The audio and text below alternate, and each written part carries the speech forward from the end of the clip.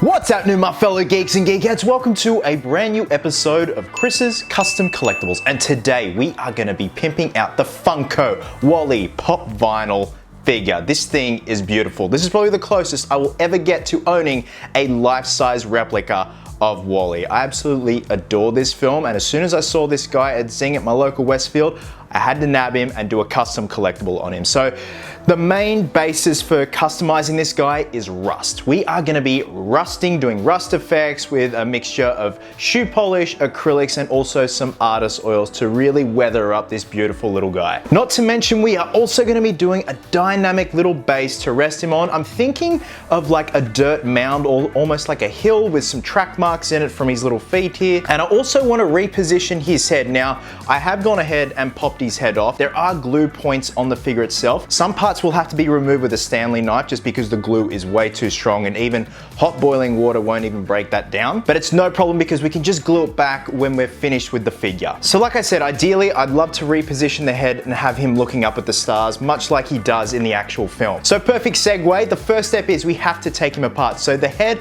is already taken care of. I am going to be removing the arms and his wheels with a Stanley knife. And again, we can glue those back on when we're finished with the figure and have to put him back together. So with that being said, let's get to it.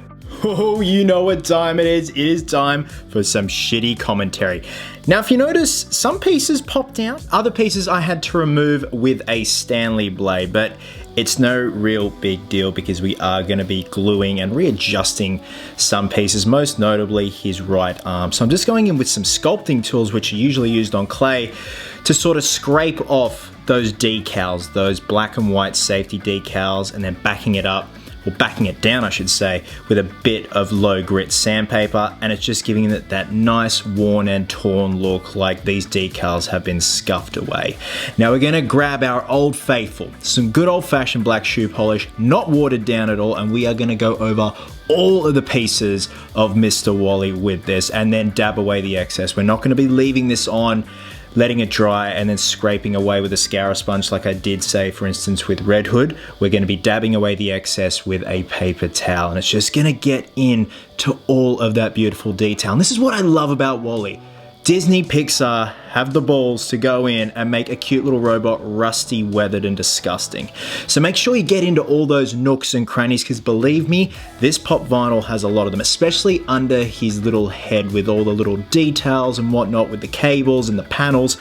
And just until you reach that happy medium, just go over all the pieces. You may have to go over some areas again. I certainly had to, especially with those arms there, because some pieces, well, some areas I should say, didn't have shoe polish in terms of like the nooks and the crannies and the creases and the details, and it just doesn't look right. Now, in the instance of his wheels, we left the shoe polish on, and then we got a scour sponge and scoured away the excess, and then it left all that detail with all the high-rise parts being sort of clean, I guess you could say, but then it'll come into play later with detailing the remainder of his wheels.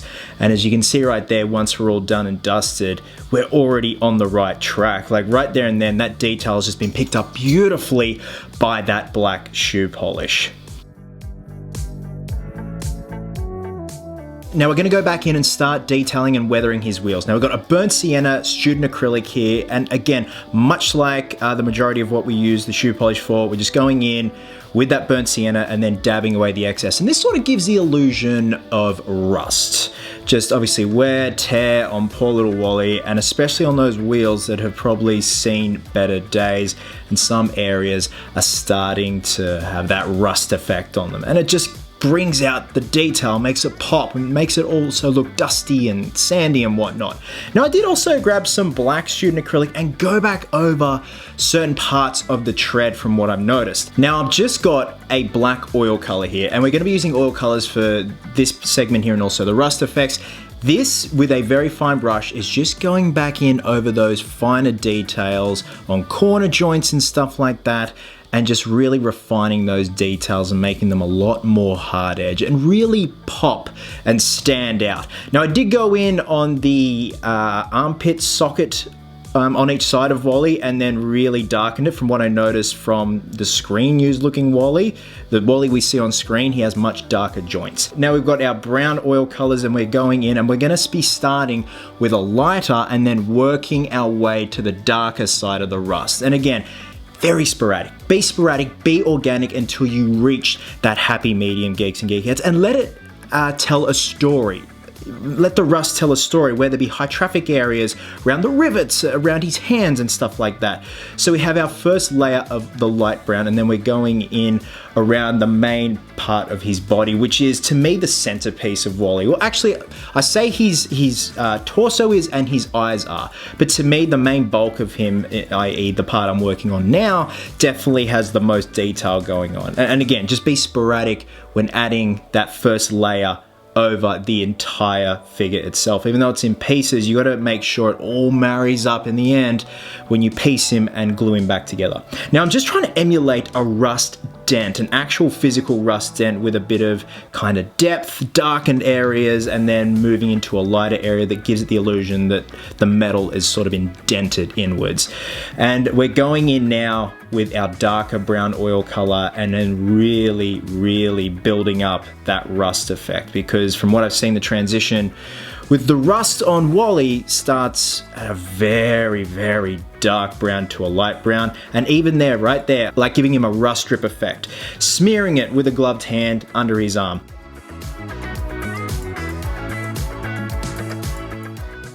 And now we're just going to glue back his wheels and also his arms. Now I did place his right arm in a more upward motion. Instead of having his both arms kind of exactly in the same point, I wanted to give him a bit more personality, as if one arm's up, something like that, like he could be reaching out for the butterfly or his cockroach friend, something like that. Just gives it a bit more personality. Now we got to replace, or should I say we got to do something about those eyes, because at this point it has no personality. Now I found these binoculars at a bargain store, could you believe it? $5.99. So we're going to use the front lenses and the back lenses. You see right there, they work out perfectly. I couldn't believe how well these fit. So we're going to take the back ones off, the front ones off, and then we're going to use some hot glue and glue the two pieces together. And what this is going to do is add a bit of depth and make it look like that kind of telescopic photographic lens that Wally has, and that's what gives him his personality. It's all in those eyes, and when you see those lenses move in the film, you can tell what emotions he's going through. So like I said, we're hot gluing these pieces together, and it's very straightforward. We're going to get the bullet tip head on our Dremel here, or should I say the Ryobi rotary tool, and we're not going to go all the way outwards to the edge. We're going to leave a little bit of the original black lenses intact. But like I said, these binoculars fit perfectly, as you see right there, and instantly it just changes the personality of the head. It's absolutely ridiculous. Again, we're going to be reusing that hot glue, put them in place. The reason why I'm using this instead of cheap and nasty super glue, because the fumes can actually fog up the lenses with a nasty white kind of looking residue, which doesn't look nice. We're re-gluing his head now with that cheap and nasty super glue in an upwards position, which meant I had to cut away some part of the neck, but now he's looking up. So we're moving on to the base, and we've got a MDF Lazy Susan and some insulation foam board from Bunnings Warehouse.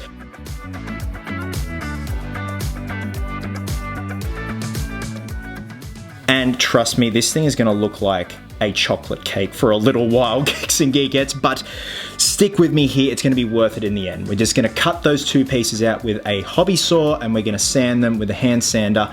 We're then going to grab some 3M contact adhesive and spray both sides. With contact adhesive, you've got to spray both surfaces that you're going to be sticking together. Let them sit for a couple of minutes until they get just a little bit tacky, and pop them together. And look at our cake. Our cake is looking beautiful so far. So whilst those two layers are drying, I'm going to go in with a grey primer and spray the perimeter of that MDF Lazy Susan. Now, you don't really have to prime MDF. I just feel it kind of helps, because no matter what you're going to spray on it, it's going to absorb that paint, because it's such a porous, dry wood. And we're then going to get a chrome. We're going to get a super chrome from White Knight.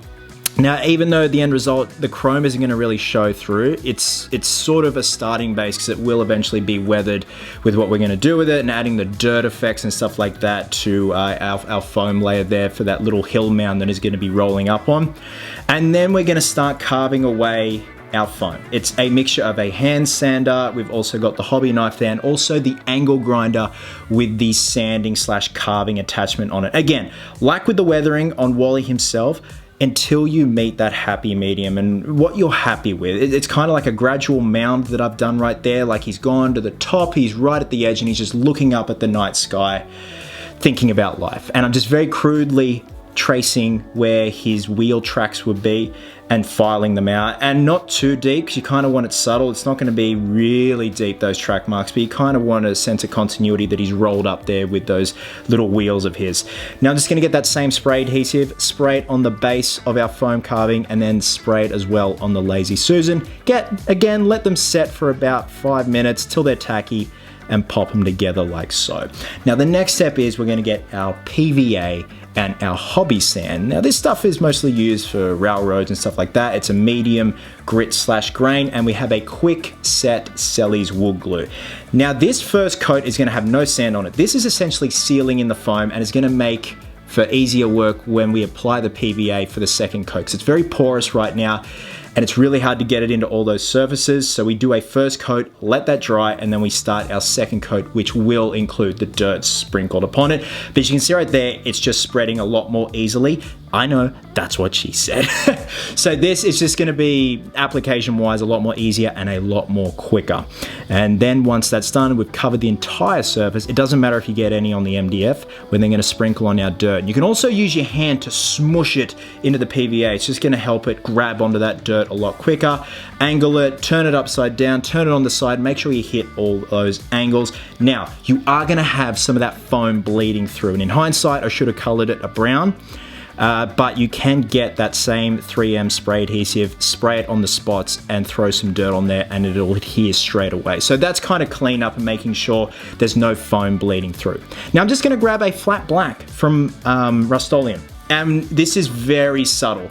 So much so you can probably only just see it being lightly sprayed on, and this will give depth and detail and layer to the actual hill mound itself. Again, it's very subtle, but I also want it giving the illusion of like a scorched kind of desert feel. Now we're actually going to attach Wally now using that cheap and nasty super glue on the piece and on his wheels. Let him set for about half an hour to really soak into the base. And I'm then going around his wheels just to really secure him in place.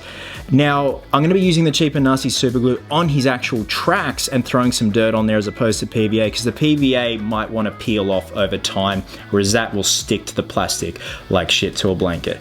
But we're then going to grab that quick dry PVA once again and really cake it on around his wheels. I want the sense that he's been there for a while and dirt has kind of just like mounded around his wheels, around the tracks of him, like he's been there for maybe a day or two, just looking up at the sky, wondering what it's all about. You got to have a story with this, Geeks and Geekettes, and these couple of final touches will definitely help with the end result. And again, just throw the dirt on there, and I'm just really pressing it in there to make sure it gets under those wheels there. So it just looks like, again, he's been there for quite a while. Now, if you do lose some detail from spraying the black on, which I did, I'm just gonna grab some Silver Leaf Rub and Buff and dry brush it back on to his wheels. And that's it. We are ready for the final reveal. Wally is good to go.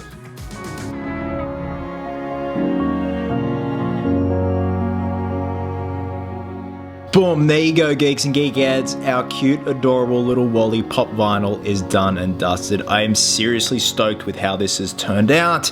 Just the weathering, the cheap binocular lenses giving him that oh-so-needed personality. His chocolate cake inspired dirt mound / hill / cliff. I'm really happy with the end result, and it doesn't take long to do, and it will not break the bank. I really do love these oversized pop vinyls. They're a dream to work on because they have so much more detail going for them. Guys, thank you so much as always for watching. Wherever you are in the world, please have yourselves an absolute cracker of a day. Hope you're well, hope you're happy, be merry, be silly, and until next time, geeks, please always remember, cosplayers do it best.